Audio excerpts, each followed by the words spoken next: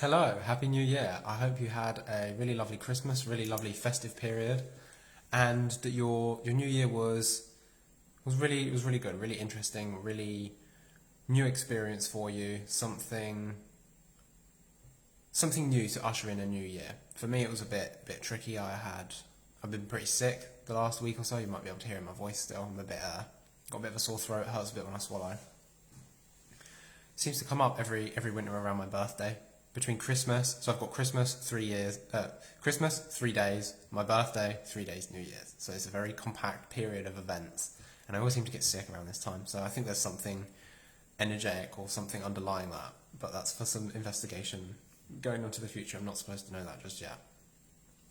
So I know that a lot of people now are setting New Year's resolutions. I wasn't going to set any. I thought, no, don't really want to do that. But then I woke up this morning and I felt like really motivated, really inspired, and I was like, I want to set myself some resolutions. And I think that the traditional way of setting resolutions is really bad because, first of all, you don't do them. You don't actually do it. You don't achieve your resolution. Then you look back and you think, you just feel really bad about yourself. Thank you, John, for all the little hearts. Then you look back on yourself and you feel really bad, like a failure, because you didn't achieve anything that you thought you would that you'd aimed for, and that's just really demotivating. And I think this is because New Year's resolutions they're done in the wrong way. So first of all, you have to look at the energy behind the resolution that you want to set for yourself. First of all, so you've got two pivots. You've got your New Year's resolution. The energy behind it is you're seeking to avoid something negative, or you're seeking to gain or achieve something positive. So this is something you're really going to have to sit with yourself and be really critical with yourself and honest and see what is the energy behind this resolution that you're setting for yourself.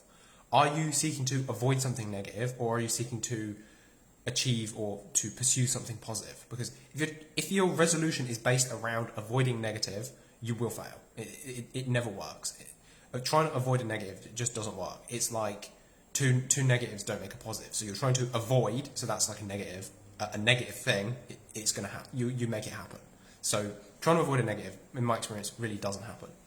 You want to try to change the energy behind it to achieving something positive instead of avoiding something negative. Carl says Happy New Year. Happy New Year to you as well. In Portugal, we say Bom Ano means Happy New Year. So Bom Ano. So we need to try and shift this so that we're not avoiding a circumstance. We're going towards something, because when we're coming in with this energy, it's far more likely to actually happen. You're actually more likely to stick with it and pursue it, because the motivation isn't to avoid pain, it's to seek pleasure, and it seems to work better. So that's the first tip. Check the energy of what you're doing.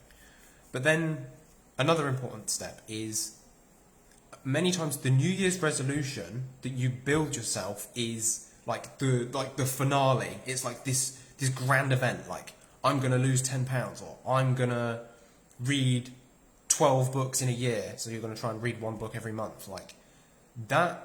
These kind of like grandiose end goal resolutions that you set for yourself, they're so big they're overwhelming. Like, you might feel really motivated and disciplined in the first week, first month maybe, and then you'll just fall off because you've set yourself an absolutely stupendously unrealistic goal. What you need to do is look at the goal that you've set. So say the goal that you've set is to read 12 books in a year. You need to break this down to the smallest divisible part of the habit that you would build that would enable you to read 12 books in a year. So instead of, I need to read 12 books a year, look at the kind of books that you want to read. Figure out how many pages are in these books. Calculate how many days are in a month. Divide the amount of pages in a book by the amount of days in a month, and then set your target as, I need to read X pages a day. Because now you've broken it down into something that's actually achievable. And if you do that, and you look and you see, oh wow, this means I have to read 13 pages a day, and already you feel overwhelmed, it's like, that resolution was just astronomically out of reality, and there was no way that you would actually achieve that. So set it as a more of a daily thing, a small bite-sized habit-forming resolution, instead of like this grandiose goal of, I'm going to make £1 million this year.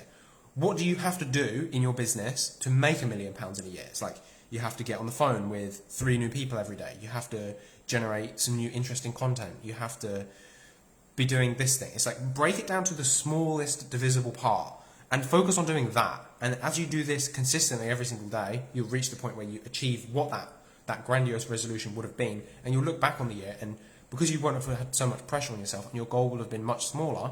First of all, if your goal is this small, if you fail it, the next day it's like, oh well, I just failed it. I can just start again. It's not such a big deal. But if you get to like November and you're like, I need to read 12 books and I've only read 6, you're like, oh, fuck it, I'm done. And you don't have any motivation to continue. But if your goal is, I need to read 5 pages a day, and you get to November and you realise, oh, I didn't actually read any pages in all of the previous month, it's not such a big deal to pick up a book and start reading 5 pages a day again. It gives you this is all about reframing and giving you a more realistic, achievable goal, and setting this small baseline daily habit that's going to help you achieve that long-term resolution. And finally, I would take a look at what your resolution actually is. So something that I saw recently, it was someone was interviewing Elon Musk, and he said he was talking about how, based on the way that our schooling system works, we're given a defined problem and we're expected to find the most appropriate or the most ingenious solution to the problem. And his question is, we're provided the problem when we're in school. We're provided the problem that we need to solve. But when we enter like adulthood and our adult lives, many times we actually have the opportunity of choosing the problem that we're seeking to solve. So that might be a good place to start. Is first of all, think about like, what kind of questions are you asking yourself? What kind of resolutions are you setting? And are these actually the resolutions that you should be setting? Are you trying to solve the problem? Are you trying to solve the right problem, basically? And should you take it a higher level up and think, actually, is this the problem that I need to be solving right now? So your problem might not be that you need to lose more weight. Your problem might be that you need to get more healthy. You may have excess weight as a symptom of not being well. Your problem might not be that you maybe you procrastinate and you don't read as much as you want to. Well, if you get eye strain every time you read and you need to book yourself an optometrist appointment and get yourself a new pair of glasses, that's the real problem you're trying to solve down here when the real issue is way up here. So maybe the resolution that you've set yourself is too small. You're trying to solve a problem down here and it's a bigger thing. So ask yourself, am I actually setting resolutions where I need to be setting them? Because if you set yourself a goal, it can be all well and good that you're reading 5 extra pages a day, but if it's not actually changing the direction that your life's going in, the resolution is almost pointless. You're just putting in work and effort for almost no return on the effort that you put in. So make sure that you're asking yourself the right questions. Make sure you're setting yourself the right resolutions. Quick recap. So make sure your resolution is appropriate. Secondly, take a look at the energy behind the resolution. Are you avoiding pain or are you moving towards pleasure? If you're trying to avoid pain, that's not going to work for you. You're going to fail that resolution. Try to reframe it in your mind somehow, or maybe again, this is about, are you asking the right question? Maybe if you're seeking to avoid loads of stuff, you're not very clear on what it is you actually want out of your life. And you can really have almost anything you want in your life. I'm a living testament to it. I am going out and I'm getting the things I actually want. But you can't go out and get the things that you want unless you actually know what they are. You have to be very specific about what they are, very clear about what they are, and then take those actionable steps towards it. And that's the final point. Actionable steps. Your goal isn't lose 10 pounds. It's not read 12 books a year. It needs to be a daily micro habit that you incorporate every single day. Something you're doing regularly that's not overwhelming. It's small. Like, I think I'm a very disciplined person, and I am not very well disciplined at all. Just in general, discipline is hard. Motivation is hard. If you can break this down into this micro fragment of productivity, of this tiny little thing that you have to do, you're a fallible human just like me. You're broken. You don't do the things you tell yourself to do. It's really hard to just get along with yourself. That's just the normal part of the human condition currently. So embrace that and set yourself a really tiny, realistically achievable goal and go for that. So try implementing those 3 tips, and don't be too hard on yourself. You don't have to set a New Year's resolution if you don't want. If you feel inspired to, then go for it. I wasn't going to, I had no intention to. Today I woke up and it was like, bam, productivity. Like, let's do it, let's do this. So frame it around those tips, and you will have far more success in your New Year's resolutions than just setting yourself a grandiose goal that doesn't really get you anywhere in life and is just a big waste of your time and effort and doesn't really change anything. So hope that's been helpful. Make sure you reframe this, because New Year's resolutions can be really cool. It can be it's a new start.